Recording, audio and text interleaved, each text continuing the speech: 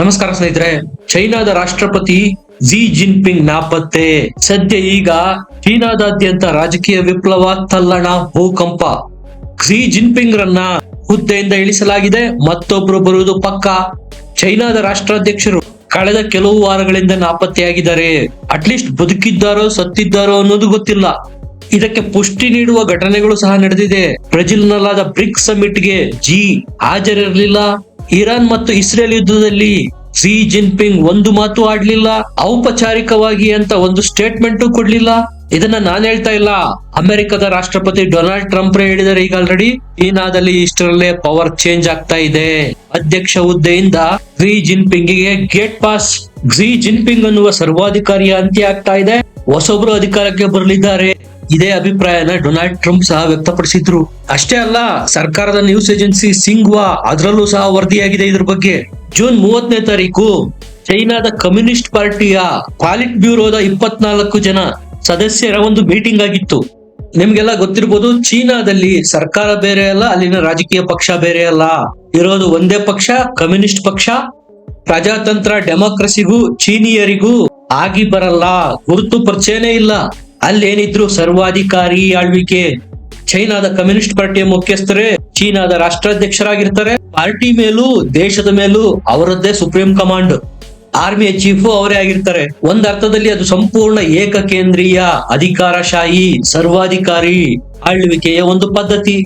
ಹಾಗಾಗಿ ನಾನು ಹೇಳಿದ್ದು, ಈ ವ್ಯಕ್ತಿ ಕ್ಸಿ ಜಿನ್ಪಿಂಗ್ ಒಬ್ಬ ಸರ್ವಾಧಿಕಾರಿಗೆ ಏನ್ ಕಡಿಮೆ ಅಲ್ಲ. ಇದುವರೆಗೂ ಚೀನಾದ ಆಳ್ವಿಕೆ ಮಾಡಿದವರಲ್ಲಿ ಕ್ಸಿ ಜಿನ್ಪಿಂಗ್ ರೀತಿಯ ಸರ್ವಾಧಿಕಾರಿ ಮತ್ತೊಬ್ರು ಬಂದಿಲ್ಲ. ಭಾರತದಲ್ಲಿ ಇರ್ತಕ್ಕಂತಹ ವಾಮಪಂಥೀಯರು, ಲೆಫ್ಟಿಸ್ಟ್ ಗಳು ಇದರ ಬಗ್ಗೆ ತುಟಿ ಪೆಟ್ಟಕ್ಕನ್ನಲ್ಲ. ಡೆಮಾಕ್ರಸಿ ಇರುವ ಪ್ರಜಾತಾಂತ್ರಿಕ ಎಲೆಕ್ಷನ್ ಮಾಡಿ ಎಲೆಕ್ಟ್ ಆದ ಮೋದಿಯವರ ಮೇಲೆ ಬೊಟ್ಟು ಮಾಡಿ ತೋರಿಸ್ತಾರೆ. ಭಾರತದಲ್ಲಿ ಪ್ರಜಾತಂತ್ರ ಖತ್ರೆ ಮೇ ಹೈ ಅಂತ.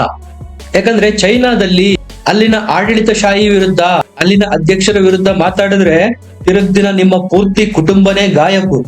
ಭೂಲೋಕದಲ್ಲೇ ಇರೋದಿಲ್ಲ, ಪರಲೋಕಕ್ಕೆ ಅಟ್ಟಿ ಬಿಡ್ತಾರೆ. ಅಧಿಕಾರ ಹಸ್ತಾಂತರದ ಬಗ್ಗೆ ಸರ್ಕಾರಿ ಪತ್ರಿಕೆನಲ್ಲೇ ವರದಿಯಾಗಿರೋದು. 30ನೇ ತಾರೀಕದ ಮೀಟಿಂಗ್ ಅಲ್ಲಿ ಪಾರ್ಟಿನಲ್ಲಿ ಸಪರೇಟ್ ಕಮಿಟಿ ಮಾಡಿದ್ದೇವೆ. ಕ್ಸಿ ಜಿನ್ಪಿಂಗ್ ಬಳಿ ಇದ್ದ ಅಧಿಕಾರವನ್ನೆಲ್ಲ ಆ ಕಮಿಟಿಗೆ ಟ್ರಾನ್ಸ್ಫರ್ ಮಾಡಿದ್ದಾರೆ. ಅಂದ್ರೆ ಎಲ್ಲ ಅಧಿಕಾರವನ್ನು ಕಿತ್ಕೊಂಡು ಕ್ಸಿ ಜಿನ್ಪಿಂಗ್ ಈಗ ಅಲ್ಲೂ ಕಿತ್ತ ಹಾವಾಗಿದ್ದಾರೆ.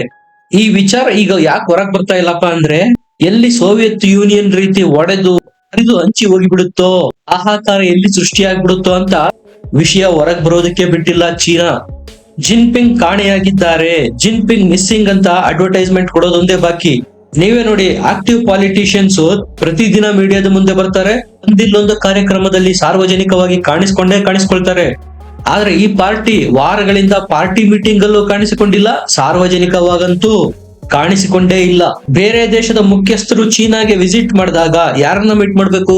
ಚೀನಾದ ಅಧ್ಯಕ್ಷರಾದ ಕ್ಸಿ ಜಿನ್ಪಿಂಗ್ ರನ್ನ ಮೀಟ್ ಮಾಡ್ಬೇಕು. ಯಾರ ಕೈಗೂ ಜಿನ್ಪಿಂಗ್ ಸಿಗ್ತಾ ಇಲ್ಲ.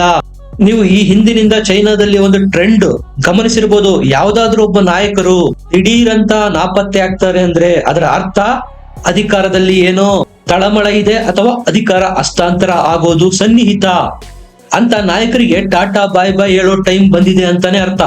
ಚೈನಾದ ಮಾಧ್ಯಮಗಳೇ ಹೇಳ್ತಾ ಇದಾವೆ, ಕ್ಸಿ ಜಿನ್ಪಿಂಗ್ ರ ಪವರ್ ಕಡಿಮೆ ಮಾಡಲಾಗಿದೆ, ಸಂಪೂರ್ಣ ಸೈಡ್ ಲೈನ್ ಮಾಡಲಾಗಿದೆ. ಈಗ ಕೇವಲ ನಾಮಕಾವಸ್ಥೆ ರಾಷ್ಟ್ರಪತಿಯಾಗಿದ್ದಾರೆ ಅನ್ನುವ ಥಿಯರಿಗಳು ಬರ್ತಾ ಇದಾವೆ. ಇನ್ನು ಕೆಲವು ಥಿಯರಿಗಳು ಹೇಳೋ ಪ್ರಕಾರ ಕಮ್ಯುನಿಸ್ಟ್ ಪಾರ್ಟಿನಲ್ಲೇ 2 ಭಾಗಗಳಾಗಿದ್ದಾವೆ. ಒಂದು ಹೂ ಜಿಂಟಾವೋ ಬಣ, ಇನ್ನೊಂದು ಕ್ಸಿ ಜಿನ್ಪಿಂಗ್ ಬಣ. ಇಷ್ಟೇ ಅಲ್ಲ, ಜಿನ್ಪಿಂಗ್ ರ ಪದಚ್ಯುತಿ ಆಗ್ತಾ ಇದೆ ಅನ್ನೋದಕ್ಕೆ ಸಿಗ್ನಲ್ಗಳು ಸಿಗ್ತಾ ಇದಾವೆ. ಇಲ್ಲಿಯವರೆಗೇನು ಜಿನ್ಪಿಂಗ್ ಗೆ ಸೆಕ್ಯೂರಿಟಿ ಕೊಡಲಾಗಿತ್ತು, ಅದರಲ್ಲಿ 50% ಕಟ್ ಮಾಡಲಾಗಿದೆ. ನೀವು ಓದಿರ್ಬೋದು, ಮೇ ಮತ್ತು ಜೂನ್ ನ ಕೆಲವು ದಿನಗಳು ಇದ್ದಕ್ಕಿದ್ದಂತೆ ಕ್ಸಿ ಜಿನ್ಪಿಂಗ್ ಕಾಣೆಯಾಗೇ ಬಿಟ್ಟಿದ್ರು.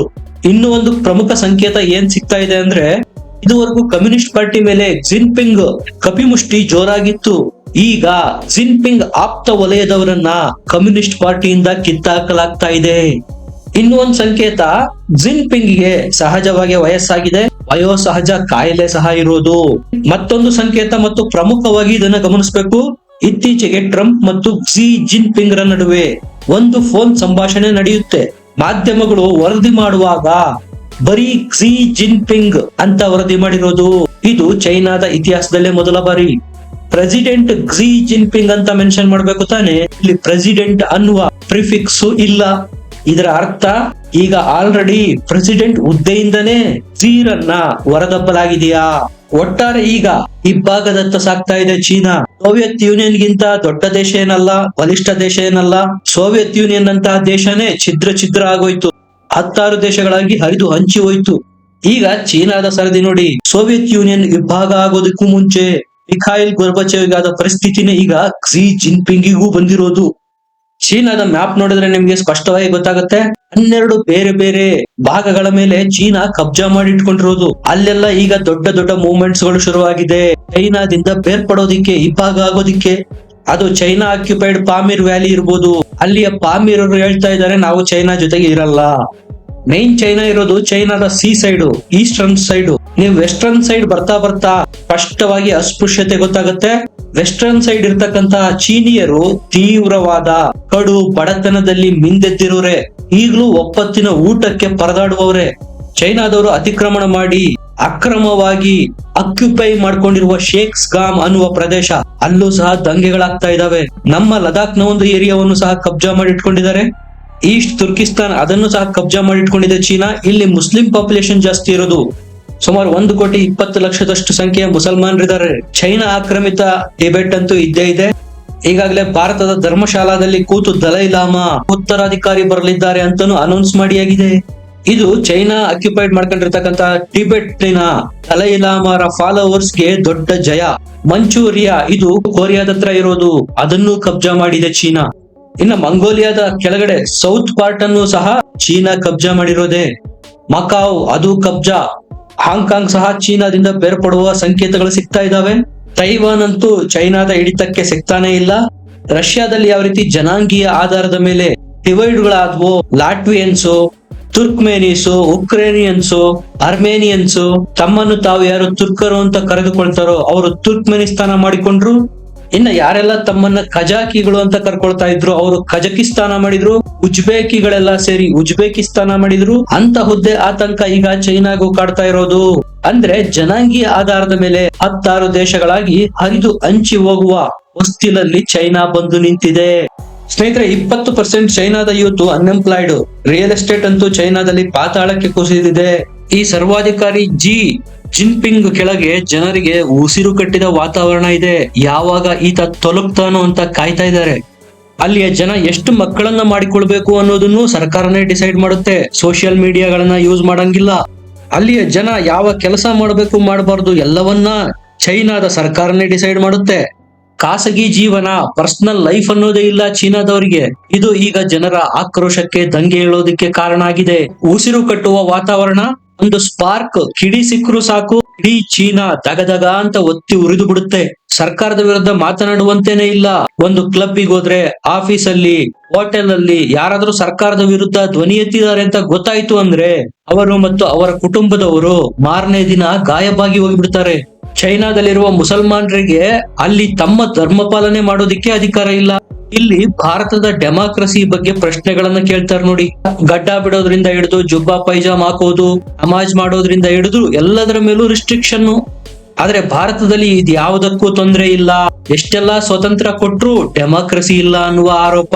ಸ್ನೇಹಿತರೆ, ಚೈನಾದಲ್ಲಿ ಸೆಂಟ್ರಲೈಸ್ಡ್ ಪವರ್ ಎಲ್ಲವೂ ಒಬ್ಬ ವ್ಯಕ್ತಿಯ ಕೈ ಕೆಳಗೆ ಇದೆ ಅಂತ ಹೇಳಿದೆ. ಅದೊಂಥರ ಗ್ರಾವಿಟೇಷನಲ್ ಪವರ್ ಇದ್ದಂಗೆ. ಆ ಪವರ್ ಹೋಯ್ತು ಅಂದ್ರೆ ದೇಶದ ಮೇಲೆ ಮತ್ತು ಅಲ್ಲಿಯ ಜನರ ಮೇಲೆ ಕ್ಸಿ ಜಿನ್ಪಿಂಗ್ ರ ಗ್ರಿಪ್ ಇತ್ತು. ಈಗ ಅದೇ ಕಡಿಮೆ ಆಯ್ತು ಅಂದ್ರೆ ಚೈನಾದ ಕನಸಿನ ಗೋಪುರ ಧಾರಾಶಾಹಿಯಾಗೋಗ್ಬಿಡುತ್ತೆ. ಇದಿಷ್ಟು ಚೀನಾದ ಬಗ್ಗೆ ಒಂದು ವರದಿ. ನಿಮ್ಗೇನ್ ಅನ್ಸುತ್ತೆ? ಕಮೆಂಟ್ ಮಾಡಿ, ಲೈಕ್ ಮಾಡಿ, ಚಾನಲ್ ನ ಸಬ್ಸ್ಕ್ರೈಬ್ ಮಾಡಿ, ಬೆಲ್ ಐಕನ್ ತಪ್ಪದೆ ಪ್ರೆಸ್ ಮಾಡಿ. ಮತ್ತೆ ಸಿಗೋಣ. ನಮಸ್ಕಾರ.